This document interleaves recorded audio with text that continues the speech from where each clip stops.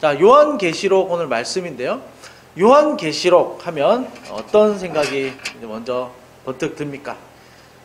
요한계시록 하면은 지난주에도 우리가 종말에 대해서 보았는데요. 이 세상 끝날 일에 대해서 또 엄청난 환난과 핍박이 있고 또 우리를 공격하는 엄청난 일들이 있지 않을까.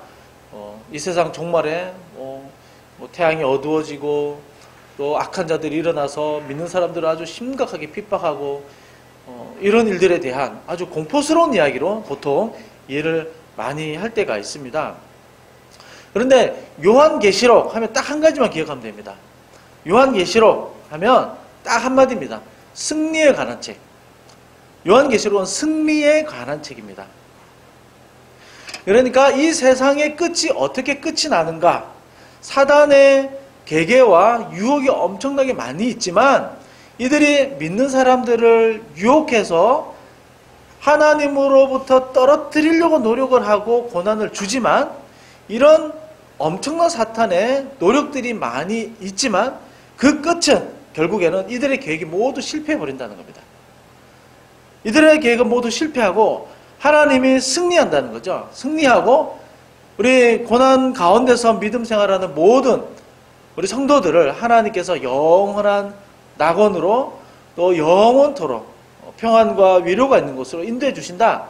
이것이 요한계시록의 아주 중요한 메시지입니다. 그래서 지금 힘들지만 참아라. 지금 어렵지만 믿음 생활 열심히 해라. 이 말씀이 요한계시록의 주제입니다. 그래서 이 요한계시록을 가지고 이단들이 참 이상하게들 이야기를 많이 하는데요. 요한계시록은 결코 그런 이야기가 아닙니다. 이건 이제 한 가지 조금 어려운 요한계시록의 문제가 뭐냐면 중간에 이제 7교회 이야기 나오고 중간 부분에 뭐가 많이 나오면 환상에 대한 이야기가 많이 나옵니다. 환상을 그냥 일반 문학으로 치면 가장 가까운 문학이 뭐냐면 판타지 문학입니다. 판타지 문학에 가까운 문학 장르 형식인데요. 이게 묵시문학이라고도 하는 겁니다.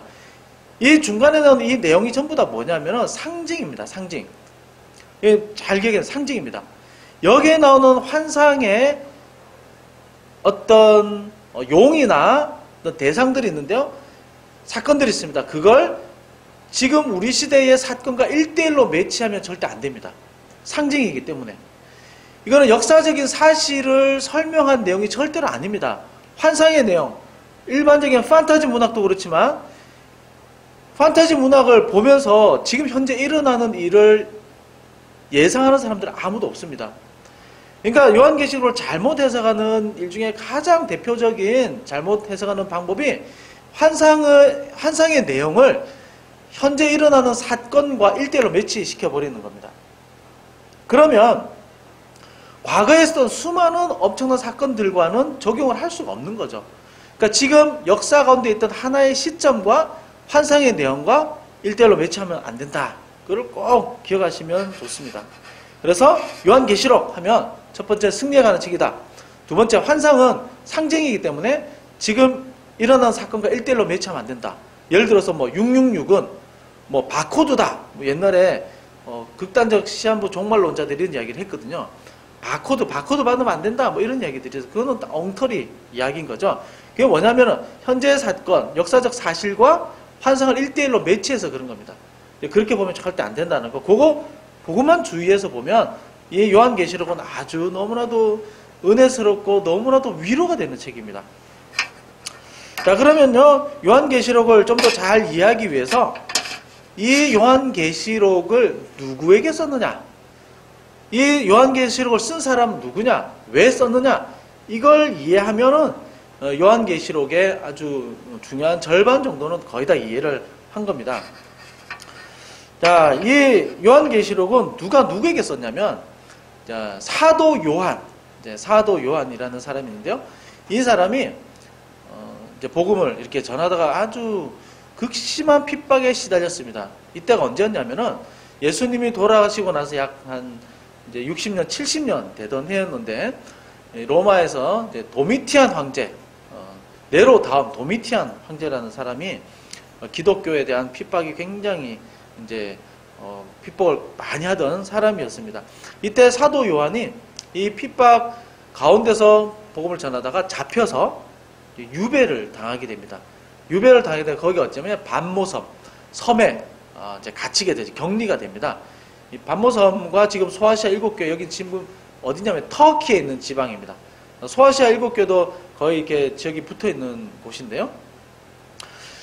이 사도 요한이 반모섬에 유배가 됐죠. 격리가 돼가지고 여기서 뭐 하냐면은 섬에서 맨날 뭐 이렇게 낚시하고 막 이렇게 즐긴 것이 아니라 이 섬에서 자기가 두고 온 성도들, 또 자기가 섬기던 교회를 해서 계속해서 기도를 했죠. 계속해서 동굴에서 기도하던 중에 하나님께서 이제 계시로 요한에게 이 교회에 대해서, 지금 이 핍박에 대해서 하나님이 지금 어떻게 보고 계시는가? 너무나도 어렵게 신앙생활하는 이 성도들을 지금 어떻게 보시는가? 이 핍박이 도대체 언제 끝이 날 것인가? 예수님 믿는다고 직업도 제대로 못 가지고 가정이 참 어렵게도 되고 제대로 이렇게 어울려 살지도 못해서 동굴 속으로 숨어들고 엄청난 이 핍박 가운데 있는 이 성도들에게 하나님 도대체 무슨 말씀을 하실까? 이 고난과 힘든 게 언제 끝날까? 근데 여기에 대해서 하나님이 말씀을 주신 거죠. 그것이 7교회를 향한 제 말씀인 겁니다. 그래서 이 7교회를 향한 말씀이다.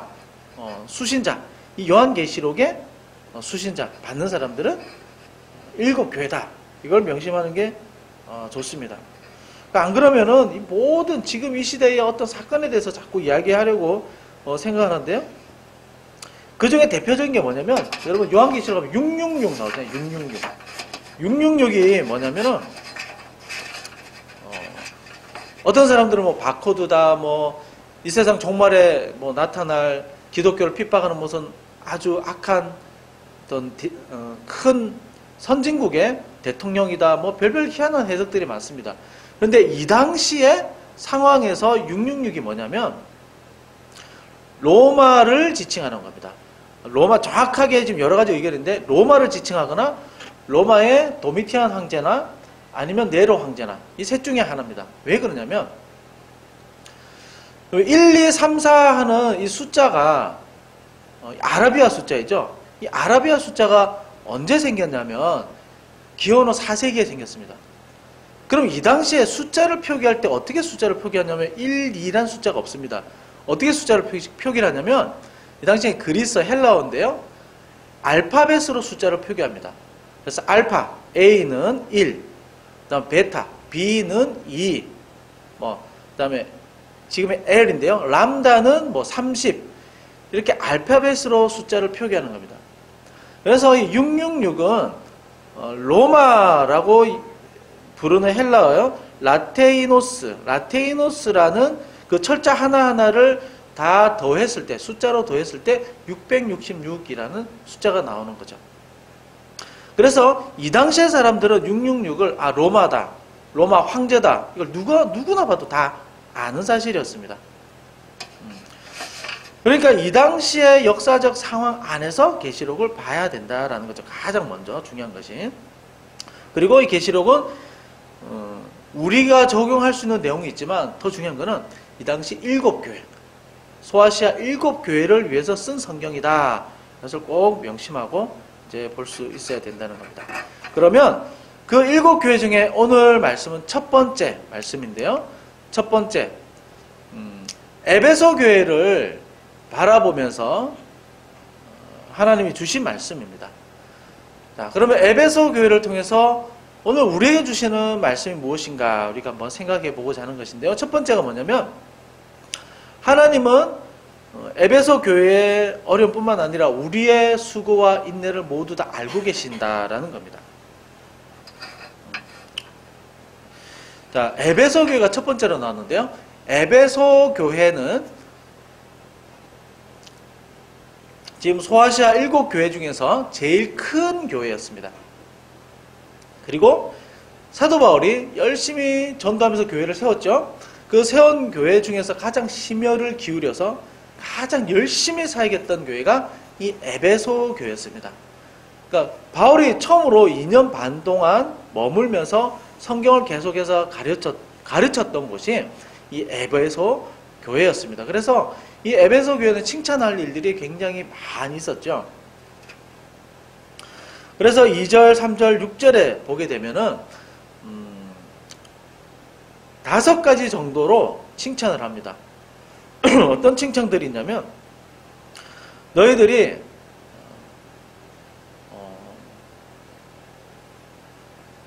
핍박이 있어도 인내를 참 잘했구나. 너희들이 잘 참는 교회였다. 그리고 교회를 무너뜨리려고 하는 악한 사람들이 많이 교회에 들어왔지만 너희가 잘 쫓아보냈다. 그러니까 이단 같은 사람들이 많이 들어와서 원래 유대교를 믿었던 유대인들을 데려가려고 하는 사람들도 많이 있었습니다. 근데 그런 사람들을 교리적으로 너희들이 용납하지 않았다. 그러니까 교리적으로 성경적으로 너무나도 잘 알고 있었던 교회였습니다. 그리고 니골라 다항이라고 나오는데 또 이단이었거든요. 이 사람들도 너희들이 용납하지 않았다. 니골라 다항이라는 사람은 뭐냐면은 영은 중요하고 영이 제일 중요하다. 육체는 별로 중요하지 않다 해서 육체의 어떤 즐거움, 육체가 할 수 있는 모든 일들을 허용했던 사람들입니다. 좀 문란한 이단이었던 거리. 문란한 이단인 거죠. 여기에 물들지 않았구나. 너희가 참 열심히 신앙생활 하는구나. 칭찬할 게 굉장히 많이 있었습니다. 이렇게 수고하는 것을 하나님은 너무너무 잘 알고 있었습니다. 그래서 2절에 보게 되면 너의 행위와 수고와 인내를 알고 이렇게 얘기를 합니다. 알고. 2절에 보면 근데 안다, 알고라는 말이 무슨 말이냐면은 알고라는 말이 헬라어에 크게 두 개의 단어가 있습니다. 기노스코라는 단어가 있고 오이다라는 단어가 있습니다. 기노스코라는 말은 뭐냐면 사전적인 지식, 경험적인 지식을 말하는 거고 오이다라는 것은 직관적인 지식, 신적인 통찰력을 말하는 겁니다. 그러니까 하나님이 에베소 교회에 수고하는 것, 그리고 믿음 가운데 인내하고 참는 것, 그리고 열심히 말씀 때문에 헌신하는 것, 이런 거를 하나님이 알았다. 어떻게 알았느냐? 어떻게 알았느냐? 직관적인 지식, 신적인 통찰력, 거기에 직접 있지 않아도 멀리서도 이미 다 알고 있다는 겁니다. 이미 다 알고 있다는 겁니다. 누군가 말을 해야 그제서 아는 것이 아니라 이미 보고 있었고 이미 알고 있었다는 겁니다. 사소하고 별거 아닌 것 같아 보였지만 너희들이 작은 일에 너무나도 충성되고 너무나도 인내하고 기도했고 부끄럽지만 그렇지 않으라 너희가 드러냈고 이것도 하나님이 이미 다 알고 있었다는 겁니다. 에베소 교인들은 너무나도 어렵게 신앙생활하고 있었습니다. 이 당시에 그리스도교, 기독교라는 것은 사람들이 생전 듣도 보도 못한 처음 접하는 종교였습니다. 이 당시에는. 어떻게 보면 굉장히 이상한 종교죠. 왜냐하면 내가 믿는 그 종교에 예수님이라는 분이 능력이 많고 강력한 분이 아니라 십자가에 죽었다는 겁니다. 이 당시에 십자가는 지금의 교수형보다 더 심한 사형 형벌이었기 때문에 굉장히 부끄러운 형벌이었습니다. 그래서 고린도전서에도 보면은 이 십자가의 도가 지혜 있는 자들에게는 부끄러운 것이오라고 얘기합니다. 그러니까 이걸 드러내는 것이 너무나도 창피하고 부끄러운 일이었습니다. 그러니까 예수님을 믿는다, 내가 교회 다닌다, 크리스찬이다 라고 드러낸다는 것 자체가 너무나도 창피하고 부끄러울 뿐만 아니라 많은 것을 희생해야 되는 일이었습니다. 굉장히 힘든 일이었죠. 근데 우리 시도도 조금씩 이런 현상들이 이제 일어나고 있는 것 같습니다. 내가 교회 다닌다, 밥 먹을 때 기도하고 또 누군가에게 나 크리스찬이기 때문에 이런 것 때문에 내가 안 합니다. 주일날 예배 가야 되기 때문에 내가 못 합니다. 라고 말하는 것이 요즘 점점 어려워지는 시대가 되었습니다. 학생들은요, 학교에서 내가 교회 다녀라고 말하는 것이 이제는 굉장히 창피한 일이 되어버렸습니다. 저희 때만 해도 그렇지 않았는데 요즘 아이들이요, 워낙 기독교에 대한 부패에 대한 이야기가 뉴스에 너무 많이 나오다 보니까 기독교에 대한 은어들도 많이 생기고 교회 다닌다는 말이 그렇게 좋은 의미가 아닙니다. 그러나 이런 환경에도 불구하고 내 것을 희생하고 시간적으로 손해를 보면서 하나님께 기도하고 예배 나오고 신앙생활 한다는 것을 하나님은 너무너무 잘 알고 있습니다. 하나님은 분명히 보고 있다는 겁니다. 어떻게요? 직접 물어봐서 아는 게 아니라 그걸 직접 하나님은 보지 않고서도 우리의 일거수일투족을 다 알고 있다는 겁니다. 그 믿음의 수고와 헌신을 하나님은 너무나 잘 알고 있다는 겁니다. 어려움 가운데서도 내가 신앙의 양심 때문에 참고 견디는 것을 하나님은 너무나도 잘 알고 있다는 겁니다. 하나님은 다 보고 있다는 겁니다. 지금 에베소 교인들이요, 너무나도 힘든 가운데 기도하고 있는 거 압니다. 아무도 보이지 않는 곳에서 누군가에게 말씀을 전하고 그 전하다가 핍박을 받고 또 누군가에 잡혀가고 비난을 받고 혼자 속상해 있지만 그것을 하나님은 다 알고 보고 계신다는 겁니다. 그리고 이 신앙생활에 관해서 타협하지 않고 고난받는 것에 대해서 하나님은 너무나도 잘 알고 있다는 겁니다. 여기에 대해서 하나님이 칭찬하고 있는 거죠. 내가 신앙생활하고 신앙을 가지고 하나님 믿는다는 거 누가 알아줄까? 누가 칭찬하나? 누가 좋다고 얘기해주나? 이런 회의감이 들 때도 있습니다. 그렇지만 하나님은 그 믿음과 그 고민과 그럼에도 불구하고 하나님을 고백하고 의지하는 모습을 하나님 너무나도 귀하게 본다는 겁니다. 그것을 알아주시고요, 반드시 칭찬해 주신다는 겁니다. 오늘 에베소 교회를 향해서 칭찬해 주셨듯이 우리를 향해서 하나님은 반드시 칭찬해 주십니다. 이것을 믿고 우리는 늘 하나님 앞에 더욱 열심을 내서 기도하고 말씀 가운데 거해야 될 것입니다. 오늘 에베소 교회를 향한 말씀 두 번째가 뭐냐면, 하나님을 향한 처음 사랑이 있는지 확인해 보아야 합니다. 이 에베소 교회는 잘하는 게 굉장히 많이 있었습니다. 5가지 칭찬이나 받을 정도로 성경에 대한 지식이 참 풍성했고요, 교리에 대해서도 잘 알았습니다. 무엇이 이단이고 진리가 아닌지도 너무 잘 알았습니다. 그런데 한 가지 부족한 것이 있었는데요, 그것이 뭐냐면 4절에 보면 너희의 처음 사랑을 버렸다 이렇게 말합니다. 처음 사랑을 버렸다. 그러니까 종합해보면 이런 겁니다. 굉장히 헌신적이고 열심히 있고요, 참 부끄럽지만 전도도 열심히 하고 내가 그렇지 않은 걸 드러내기도 하고 핍박 가운데 기도하면서 잘 인내했습니다. 그런데 한 가지가 뭐냐면, 한 가지 부정한 게 뭐냐면 처음 사랑이 없다는 거죠. 처음 사랑. 여러분, 사랑에도 종류가 참 많이 있습니다. 뭐 헌신적인 사랑, 뭐 아가페의 사랑, 뭐 에로스의 사랑, 뭐 필레오의 사랑, 뭐 사랑도 굉장히 종류가 많이 있습니다. 그 여러 가지 사랑 중에 오늘 에베소 교회에서 말씀하는 게 뭐냐면 처음 사랑이라는 게 없답니다. 처음 사랑. 여러분, 처음 사랑인가 뭘까요? 처음 사랑이라는 것이 무엇일까요?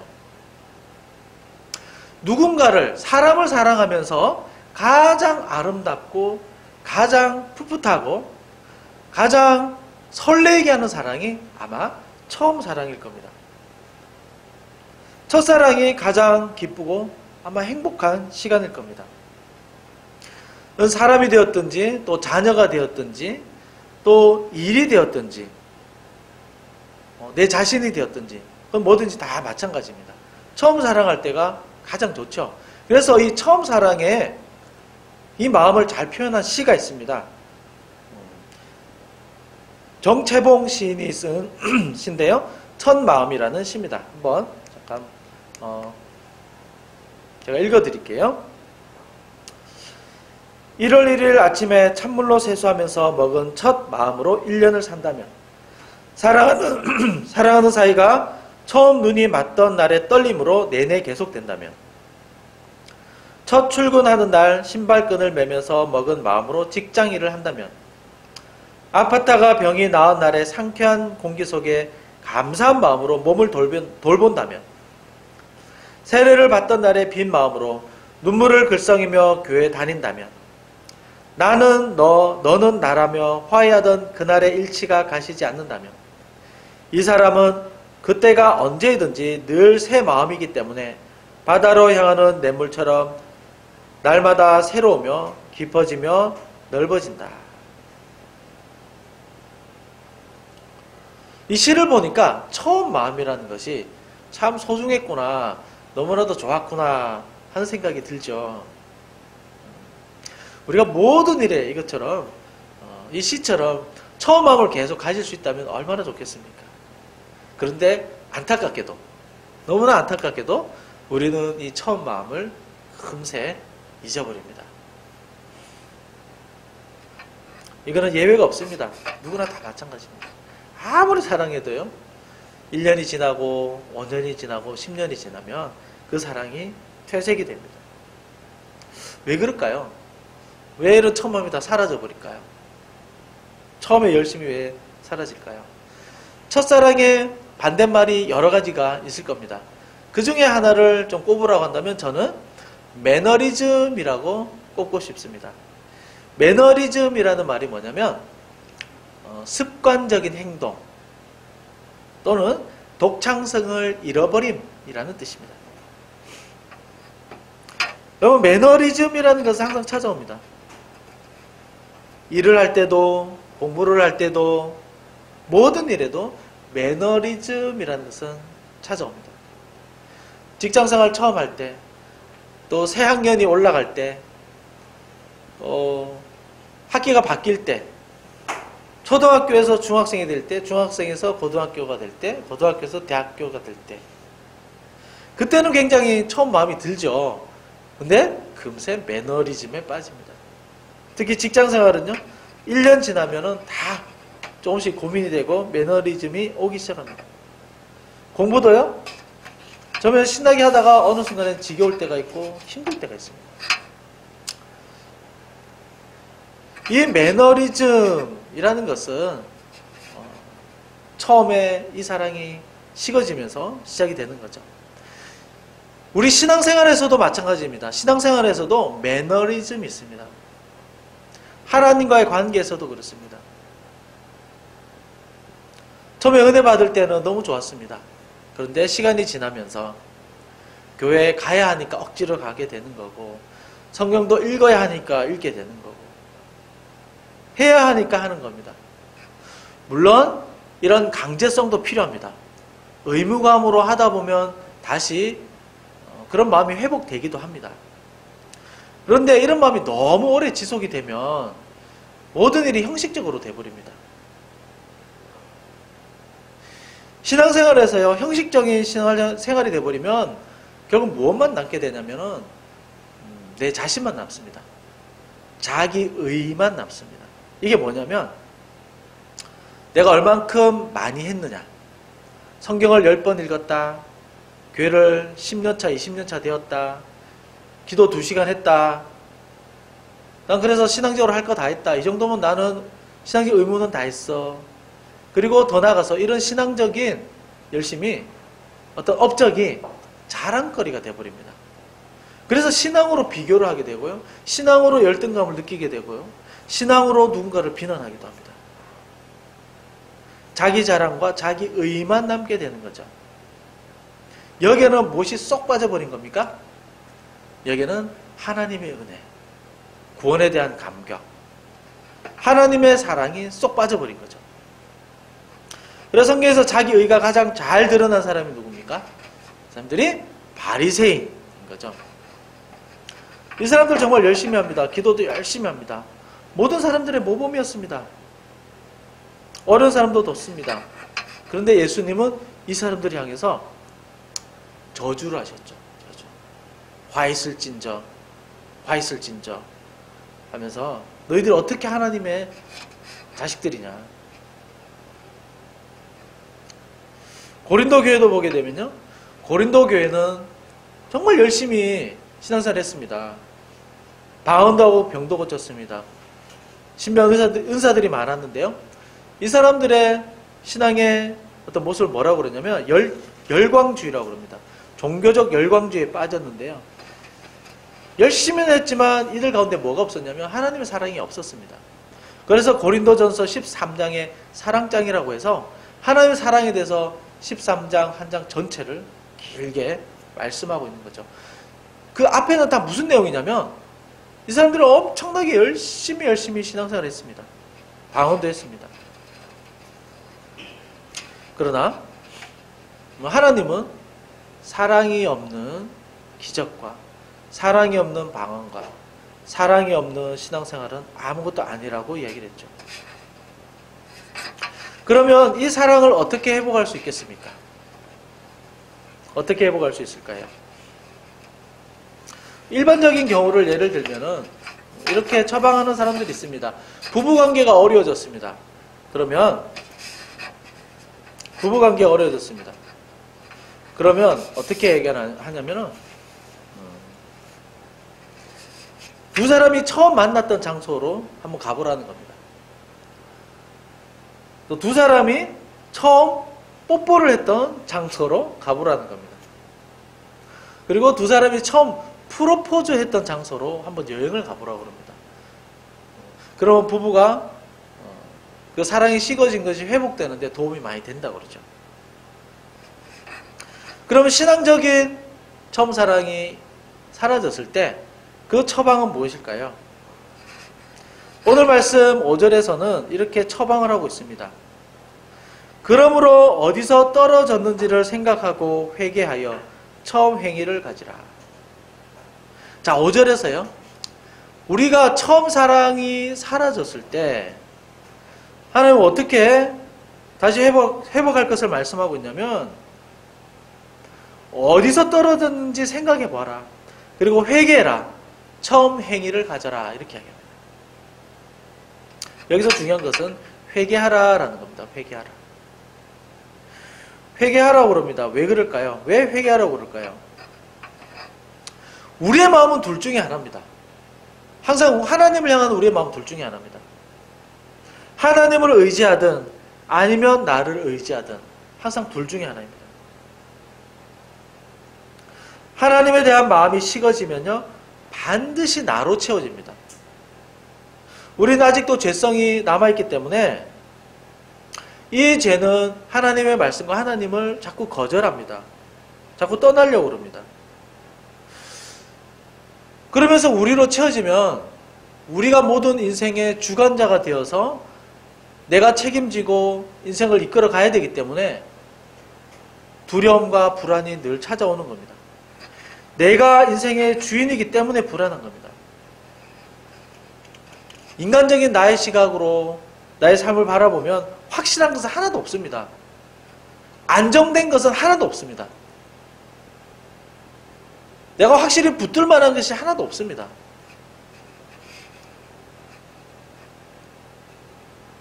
그러나 하나님을 전적으로 의지하고 하나님을 전적으로 믿고 하나님의 그 사랑을 기억을 하면 우리 안에는 평안이 있습니다. 왜 그런가 하면 하나님이 우리 인생을 섭리해 가시기 때문이죠. 하나님이 우리 인생을 이끌어 가시기 때문입니다. 아무리 어려운 일 가운데 있다 하더라도 하나님이 섭리하시기 때문에 이것을 결국 하나님이 선으로 이끌어 가실 것을 우리가 알기 때문입니다. 하나님 나를 포기하지 않고 예수 그리스도를 이 땅에 보내셔서 보여주신 그 사랑이 얼마나 큰지 알기 때문입니다. 하나님 앞에 설 때까지, 하나님을 직접 만날 때까지 하나님이 이끌어 주실 것을 확실히 알기 때문에 우리는 평안할 수 있고 내가 내 자신을 의지하는 것보다 훨씬 더 기쁨 가운데 신앙생활을 할 수 있는 겁니다. 처음 사랑이라고 하는 것은 하나님께서 나를 향해서 베푸신 은혜가 얼마나 크고 놀라운지, 나를 위해서 그 아들 독생자 예수 그리스도를 보내신 그 은혜가 얼마나 큰지 그것을 깨닫고 아는 것입니다. 이것이 없을 때 우리는 나를 쫓게 되고 나와 관련된 것에 의지하게 되는 거죠. 이것은 우리가 회개해야 될 문제입니다. 그래서 회개하라. 너희가 하나님을 향해 가졌던 처음 사랑, 그 사랑을 하면서 가졌던 행위를 가져라. 이렇게 말씀을 하고 있는 것이죠. 그러면 무엇을 약속을 하는 겁니까? 그러면 7절에서 이렇게 약속을 하는 거죠. 내가 이 첨사랑을 가지고 하나님 앞에 열심으로 다시 한번 나오면 낙원에 있는 생명나무의 열매를 주어 먹게 하겠다. 우리에게 이렇게 약속하고 있습니다. 오늘 말씀을 보면서요, 저도 한번 돌아봤습니다. 나는 얼마나 처음사랑을 다시 가지고 있는가. 내가 얼마나 하나님 향한 처음사랑을 좀 확신하고 그 십자가 은혜에서 얼마나 또 가지고 있었던가. 그것을 돌아보니까 저도 나 자신에 관한 생각으로 너무 많이 차 있었던 겁니다. 말씀을 준비하면서 또 말씀을 묵상하면서 내 마음이 앞으로 일들에 대해서 너무 많이 가 있었구나. 내가 앞으로 해야 될 일에 대해서 너무 많이 집착하고 있었구나. 내 안에 하나님을 향한 사랑이 참 많이 부족했구나. 하나님 나를 향해서 베풀으시는 은혜가 얼마나 크고 놀라운가. 그것을 고백하는 마음이 참 너무 부족했구나. 그런 생각을 했습니다. 그러면서 한 가지 기억나는 수업이 하나 있었습니다. 이게 언제였냐면은 대학원 다닐 때 이제 3학년 때였는데 한국교회사라는 수업이었는데 그 수업 제일 마지막 시간에 야외 수업을 했는데요.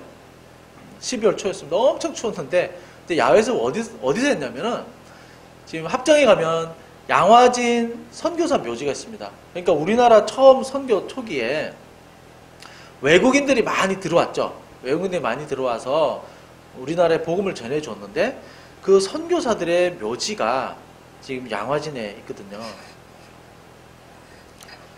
근데 그 양화진 그 선교사 묘지에 묻혀있는 선교사들의 그 선교 사역을 교수님에게 설명을 해주는데 너무너무 막 눈물이 나는 겁니다. 너무 힘든 사람들도 많이 있었고 또 어떻게 이렇게 신앙생활을 했을까, 선교를 했을까 하는 사람들이 참 많이 있었습니다.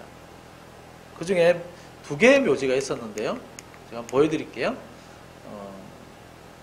가족이 묻혀있는 경우들도 좀 꽤 있습니다. 이런 묘비가 있습니다. 이름이 노만 폭스라는 호주 사람인데요. 출생 연도가 1928년도에 태어났다가 1930년도에 죽은 걸로 되어 있습니다. 그러니까 이 묘비에 묻힌 이 사람의 나이가 몇 살이죠? 3살, 2살, 3살. 그래서 2살짜리 아기가 무슨 선교사였을까요? 좀 이해가 안 되죠. 근데 묘비에 쓰여진 내용을 이렇게 이야기를 해주시는데 그걸 듣고 이해를 했습니다. 누구였냐면 호주 외교부 서기관 아들이었던 겁니다. 근데 이분은 선교사로서 서기관으로서 우리나라 땅에 와서 선교를 하다가 우리나라 땅에서 아들을 잃어버린 거죠. 아들이 죽은 겁니다. 근데 이분은 아들을 잃었지만 광복 이후에도 우리나라 재건을 위해서 굉장히 노력을 많이 했던 선교사였습니다. 근데 2살짜리 아들이 죽었지만 이 선교사님도 거꾸로 돌아가지 않고 이 땅에서 끝까지 죽을 때까지 선교 생활을 하다가 이 땅에 묻혔던 거죠. 또 한 분이 있습니다. 감리교 선교사 힐버트라는 분이 있는데요. 1886년에 우리나라에 왔었는데요. 이분의 별명이 있습니다. 한국인보다 한국을 더 사랑한 선교사라는 분인데요. 이분은 고종 황제 외교 특사로 활동하면서 한일 합방의 부당성을 알리고 독립운동도 열심히 참여했던 분입니다. 뒤에서 많이 후원하고 도왔던 분입니다. 네, 이분의 묘비에는 이렇게 기록되어 있습니다. 나는 웨스트민스터 성당에 묻히는 것보다 한국 땅에 묻히는 것을 나는 더 원합니다. 그리고 이분의 유언에 따라서 한국 땅에 묻혔는데요. 이 선교사님 묘비 바로 옆에 또 오래전부터 다른 사람의 묘비가 하나 서 있는데요. 이 묘비는 누구냐면 이 선교사님의 1살짜리 아들이었습니다. 그러니까 한국에 처음 왔을 때 기후도 안 맞고 풍토병 때문에 이 아이를 이 땅에서 잃어버렸던 거죠. 얼마나 고통스럽고 힘들었겠습니까? 그렇지만 이 사람은 하나님의 사랑을 평생 기억하고 그 당시에 이름도 없는 나라, 아무도 모르는 코리아를 위해서, 한국이라는 나라를 위해서 평생 이 땅에서 복음을 위해서 수고했던 분들이죠. 하나님의 사랑이라는 것은요, 사실은 우리가 아는 것보다 훨씬 더 크고 너무나도 놀랍습니다.